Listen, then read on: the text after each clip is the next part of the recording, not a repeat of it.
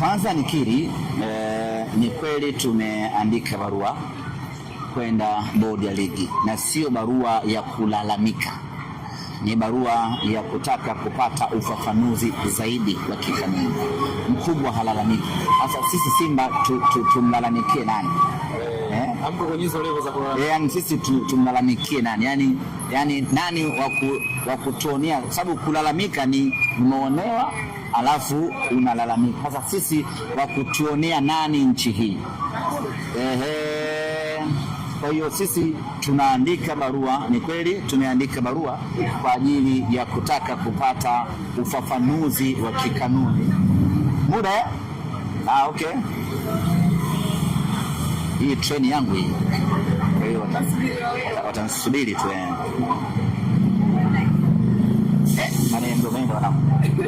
Kwa hiyo tumeandika barua ya kutaka kupata ufafanuzi juu ya baadhi ya mambo kuelekea katika mchezo wetu wa dabi tarehe 1 ya mwezi wa 3, na hatungependa kuyaanika wazi ama kusema wazi ni mambo gani ambayo tunahitaji kupatiwa ufafanuzi, na tunafanya hivyo kwa ajili ya kuepusha taharuki.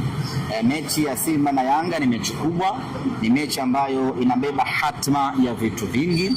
Kwa hiyo tusingependa kukimbilia kwenye jamii, sababu inaweza ikapokelewa vibaya, ikatafsiriwa tofauti, na hatimaye ikaleta taharuki, ikaleta mtafaruku, na ikaharibu taswira yenyewe ya mpira wa miguu katika nchi yetu, na kuharibu na mechi yenyewe ya dabi.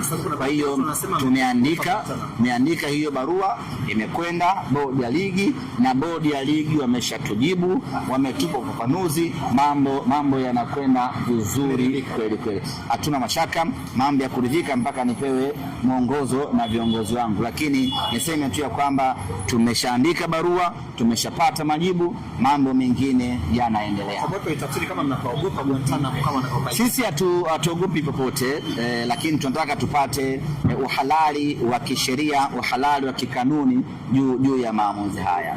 Na changamoto kubwa ambayo imejitokeza ni kuona taarifa ya mabadiliko ya uwanja inatolewa kwanza na klabu husika badala ya mamlaka husika.